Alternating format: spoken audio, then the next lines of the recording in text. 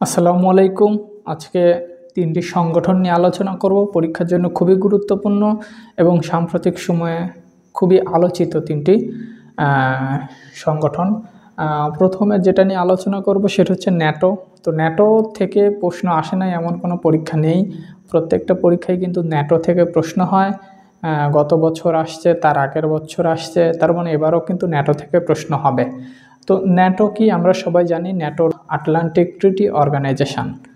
আচ্ছা, এই ন্যাটো হচ্ছে 4 এপ্রিল 1949 সালে কিন্তু প্রতিষ্ঠিত হয়। প্রথম 12টি দেশ নিয়ে ন্যাটো প্রতিষ্ঠিত হয় বা তার যাত্রা শুরু করে।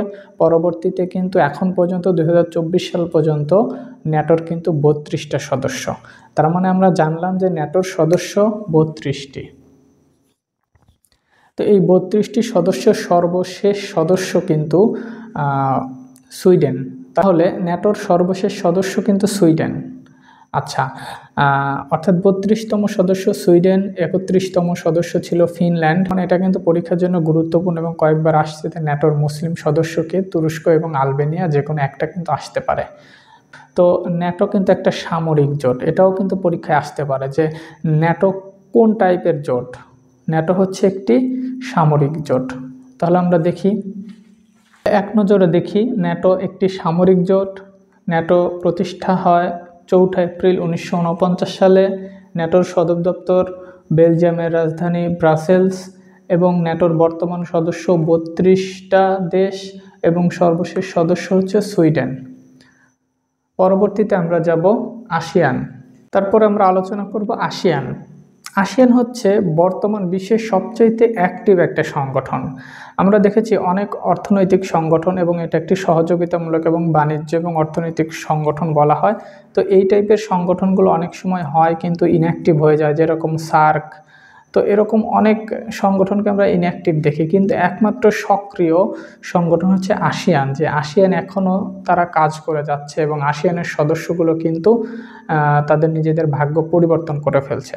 তো এই আসিয়ান কিন্তু 1967 সালে প্রতিষ্ঠিত হয় এবং আসিয়ানের সদর দপ্তর কিন্তু ইন্দোনেশিয়ার জাকার্তাতে অবস্থিত এবং আসিয়ানের সদস্য কিন্তু 10 জন। তো এই 10 জন সদস্য আমরা একটু দেখলেই চিনতে পারবো। যেহেতু তো আসিয়ানের যে 10টি দেশ, দক্ষিণ পূর্ব এশিয়ার যে 10টি দেশ, সেটা হচ্ছে Malaysia, Vietnam, Philippine, Indonesia, Brunei, Laos, Cambodia, Thailand, Myanmar এবং সিঙ্গাপুর।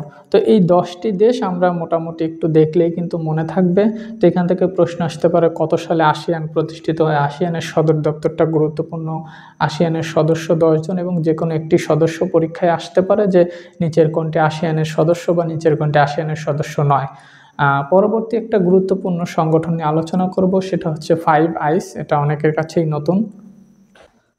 অর্থাৎ 5 আইস, যার বাংলা হচ্ছে পঞ্চচক্ষু বা 5টা চোখ বুঝি আমরা, যেটাকে বলি 5 আইস। এটা কিন্তু অতটা পরিচিত নয়। সর্বশেষ বিসিএস পরীক্ষায় কিন্তু এখান থেকে প্রশ্ন হয়েছে। তো এটা কিন্তু খুবই গুরুত্বপূর্ণ একটা টপিক। তো এই 5 আইস হচ্ছে একটা গোয়েন্দা জোট। তো 5 আইস যেহেতু একটা গোয়েন্দা জোট, তো এরা যে গোয়েন্দা যে কাজকর্ম গোপনে সেই কাজগুলো করে এবং নিজেদের মধ্যে গোয়েন্দার যে তথ্যগুলো থাকে সেই তথ্যগুলো কিন্তু আদান প্রদান করে। তো আমরা জানি এই 5 আইসের সদস্য হচ্ছে 5টি দেশ, অস্ট্রেলিয়া, নিউজিল্যান্ড, যুক্তরাজ্য, কানাডা এবং যুক্তরাষ্ট্র। তো সদস্য দেখেই কিন্তু আমরা বুঝতে পারছি এটা পশ্চিমাদের একটা জোট। তো এখান থেকে প্রশ্ন আসতে পারে যে নিচের কোনটি 5 আইসের সদস্য বা কোনটি সদস্য নয়, বা এটা কোন টাইপের সংগঠন। তো এখান থেকে কিন্তু প্রশ্ন হওয়ার সুযোগ আছে। তো ধন্যবাদ সবাইকে। আসসালামু আলাইকুম।